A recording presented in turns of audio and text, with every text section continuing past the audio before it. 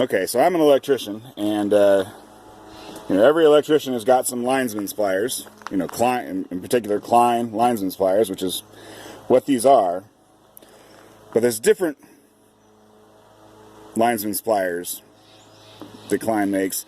Usually they have like a fish tape puller here, where you can pull a fish tape through some conduit, and then you can use that to pull the wire through the conduit.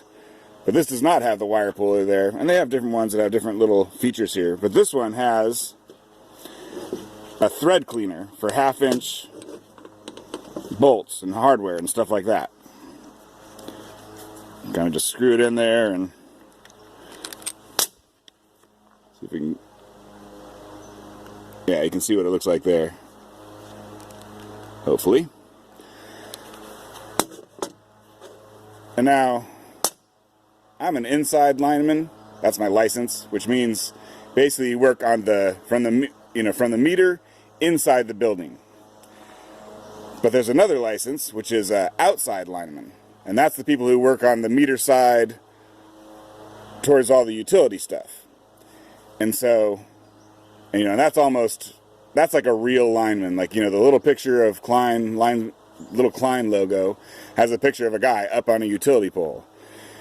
And so these are like a real lineman's pliers, because I guess those utility poles just use a ton of 1/2-inch hardware. And so this is for them, so they can clean up their hardware when they're attaching stuff to the utility poles. And like for me, I've never used that feature in my life. You could wire a whole house and you would never use that. You could wire a whole Walmart and you'd never use that. And in fact, a coworker of mine just gave these to me because he didn't really like them, because it didn't have the fish tape puller on there. But they are interesting. Here's another electrician's tool. It's kind of funny because if you're wiring a house, then you end up hammering a whole bunch of staples into wood to hold the wires where you want them. So an electrician, at least one who does new construction homes, actually uses a hammer more than any other trade. Like, you might think a framer would use a hammer, but in fact, framers don't have time to hit nails with hammers.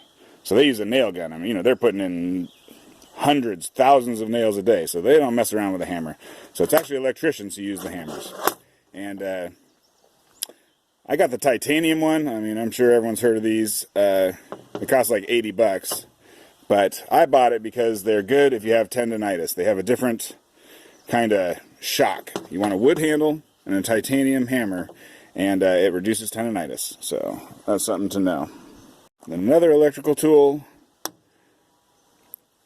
Years ago, I sprained my right thumb, and once you sprain it, it's easier to re-sprain it. And so when you're twisting wire nuts all day long, it's like the exact wrong motion. So I took one of these spin twist wire nut drivers. You can put it in your drill. It has a 1/4-inch quick connect down there, and I just got like a junky ratchet,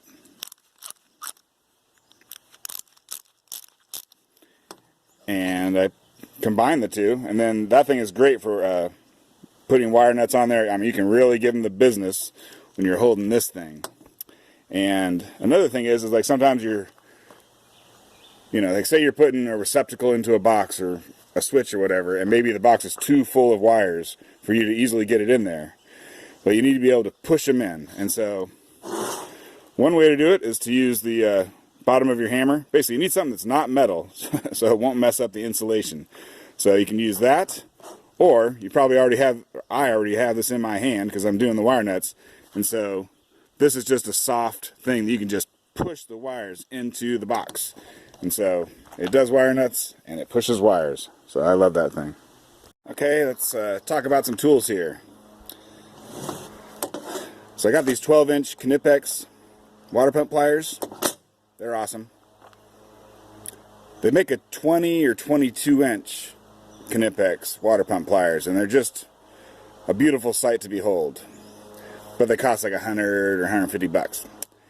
So I coveted them, but I didn't want to spend the money. And then I was at Harbor Freight, and I saw they got these 20-inch groove joint, channel lock style pliers.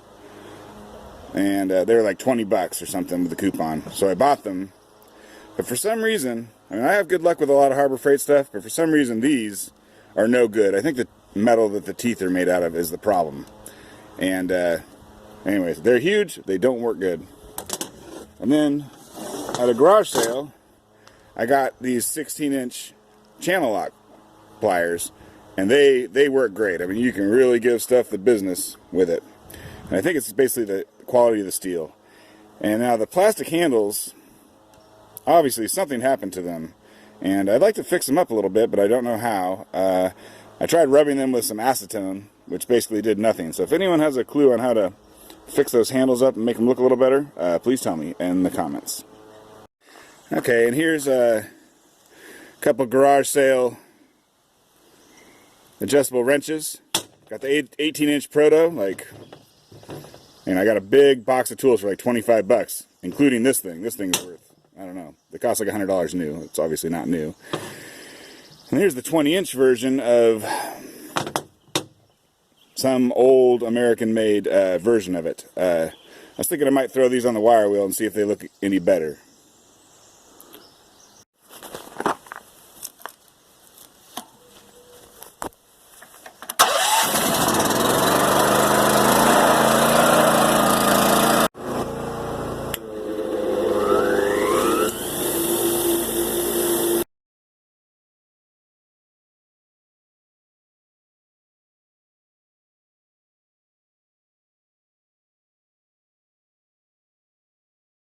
Alright, here's the post-wire brush analysis, as someone once said. Long story short, I don't feel like doing a lot of wire brushing. So now I know that. But I did do the lettering on it so you can read it easier. So this is a 718 SL Proto. Love this thing. Slop is very minimal. And then this guy is a PNC 1720S. And it's an old American made one. But it's got lots of slop, so just because something's American made doesn't mean it's good. So please subscribe for more off-grid tool reviews and welding art and other interesting things. Thank you. Okay, got this partially buried culvert. Goes across the road. And I was noticing the dirt kind of looked like a trail. So I set up this little game camera here. Let's see what we get.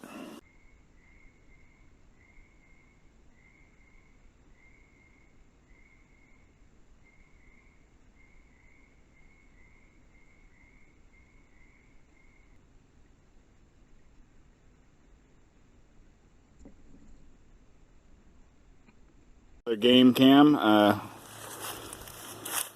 pointed at the bear tree. During a certain time of year, the local bears will climb that tree like a ladder to get over the fence to get into the vineyard and go eat lots and lots of grapes. And then come back and do, that thing, the question, like, what does a bear do in the woods? Anyways, they do that, and they do them big, and they're full of grapes.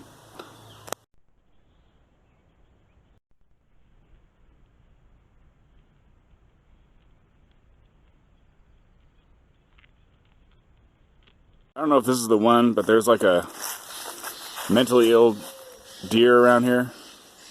I guess that's not it.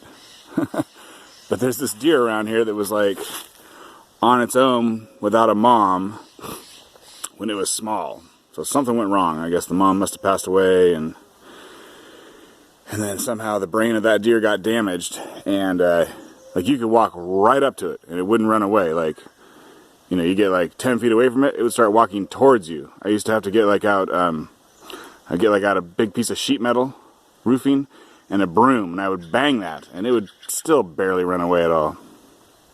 But it looks like this one is a mentally sound deer. Wildflowers. They're trilliums. See if I can show my hand here. See, that's big. They're called trillium because everything on them is three. 3 of this, 3 of that. And a certain time of the year they come out, and they are pretty sweet. Probably my favorite wildflower.